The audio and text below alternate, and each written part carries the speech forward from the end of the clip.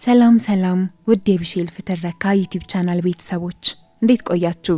ዛሬ በህይወት ምሻው የተጻፈ ጣፋጭ ትረካ ነው ይዤላችሁ የመጣሁት።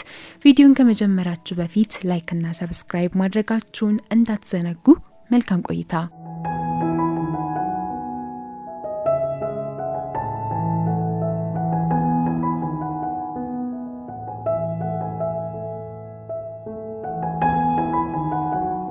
አክስቴ አክሊል በመላው ቤተሰብና በዘመድ አዝማድ ዘንድ የምትታወቅበትና የምትፈራበት አንድ ባህሪ አላት፣ ሽሙጧ። የአክስቴ አክሊል ማሽሟጠጥ ዝም ብሎ ማሽሟጠጥ ብቻ አይደለም፣ ከባድ ጥበብ አለው። ቅቤ የምትቀባ መስላ በኩርኩም ታነድሻለች፣ የሞገሰች መስላ ትሞልጭሻለች። በአንድ ሰበብ ቤተሰብ በተሰበሰበ ቁጥር ከነረጅም ቁመቷ የድግስ ቦርሳዋን ብብቷ ስር ወሽቃና ልክ እንደ ሰላም አምባሳደር ቀና ብላ ስትገባ ሰው ሁሉ ይሸበራል። እሷ ያለችበት ሰላም የሚባል ነገር የለም። ዛሬም ያ የተለመደው ያሽሙር ባህሪዋን እንደ ቦርሳ አንግባ መታለች።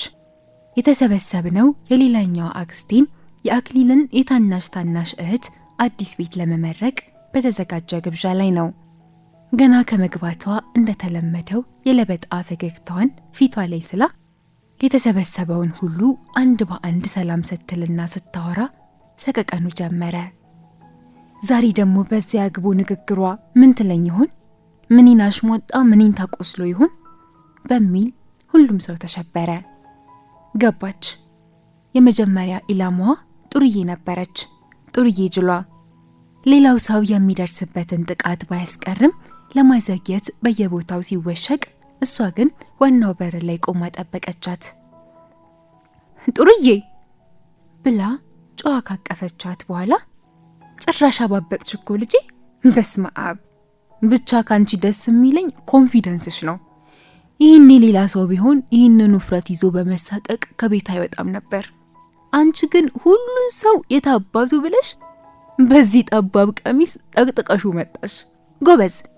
እኔ በበኩሌ ሴት ልጅ እንዲህ በራሷ ስትተማመን ደስ ነው የሚለኝ አለቻት።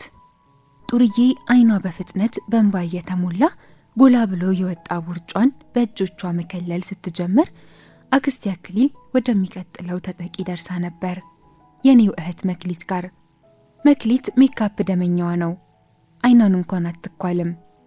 መክሊትዬ ዛሬም መግዜር እንደፈጠረሽ መጣሽልኝ የኔ ደፋር። የዛሬ ሴቶች የሰፈር ሱቅ እንኳን ሲሄዱ ካለ ፋውንዴሽን ንቅንቅ አይሉልሽም። አንቺ ግን ባዶሽን ዓለምን ትዞሪያለሽ አንበሳ። አንዳንድ ሰው ድግስና ሰርግ ላይ እንዲህ ሆኖ መምጣት ጋባዥ መናቅ ነው ሊልሽ ይችላል፣ ግን አትስሚያቸው። ፊትሽን ካልወደዱት መጀመሪያውኑ ለምን ይጠሩሻል?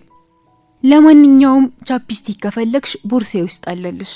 ከንፈርሽ ውሃ የጠማው መሬት መስሎ የለ እንዴ አለች። ከዚያ ወደ ናኒ ዞረች። ናኒ የወንድሜ ሚስት ናት።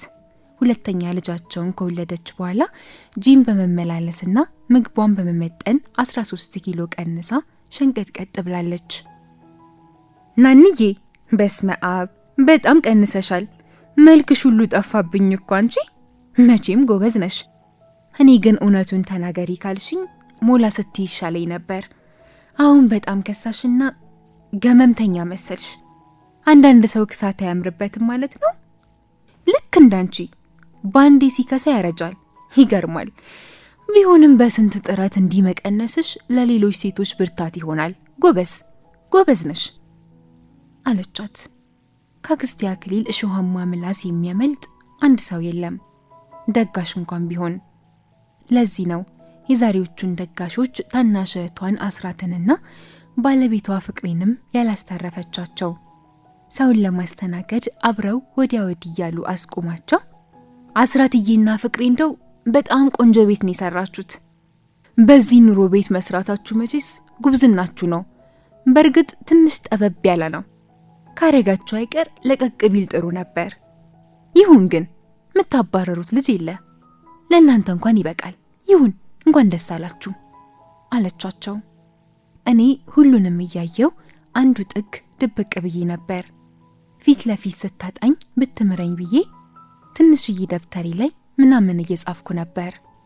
የኔ ደራሲ አሁንም ይሄ መሞነጫጨርሽን አልተውሽም? ጥሩ ነው በወደዱት ነገር ላይ መበርታት። እንጀራ ባያበላም ለነፍስ ደስታ ነው። ብቻ እንደው ይሄ ጨዋታና ፌዙን ትተሽ እንደነ በዓሉ ግርማ እንደነ ሐዲስ ዓለማየሁ ኮስተር ያለ ነገር ብጽፊ ጥሩ ነበር። ስራዬ ብለሽ ከያሽው አይቀር። ያው የአሮጊት አክስት ምክር ነው፣ ከሁለት ያጣ ጎመን እንዳትሆኚ። ለነገሩ ስራሽም ቢሆን በዛሬ ኑሮ አያኩራራም፣ ከኪራይ ቤት የማያወጣ ደሞዝ ነው።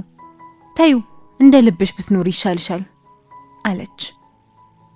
ድግሱ አብቅቶ ሰው ወደ የቤቱ ለመሄድ ማኮብኮብ ሲጀምር የአክስቴ አክሊል ተጠቂዎች ፊት ደመና ለብሶ ነበር። ከዚያ በአንድ ጊዜ ብድግ አለችና ባለቤቶቹን ከበን የተቀመጥነውን ሁሉ እንድንሰማ አድርጋ በሉ እንግዲህ ደግሞ እንደዛሬው በጤና ክርሞ በቸር ያገናኘን ብላ ወጣች። ሰውን ሁሉ በጅምላ ጤናውን አውካ ስታበቃ ተሰናብታን ሄደች።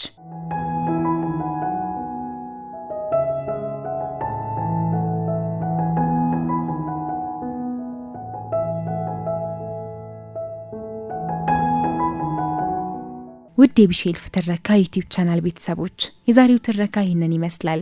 ከወደዳችሁ ለጓደኞቻችሁ ሼር አድርጉላቸው። እንዲሁም ላይክ እና ሰብስክራይብ ያላረጋችሁ በማድረግ እንድታበረታቱኝ ጠይቃለሁኝ። በሌላ ታሪክ በሌላ ቪዲዮ እስክንገናኝ ድረስ በደህና ቆዩልኝ።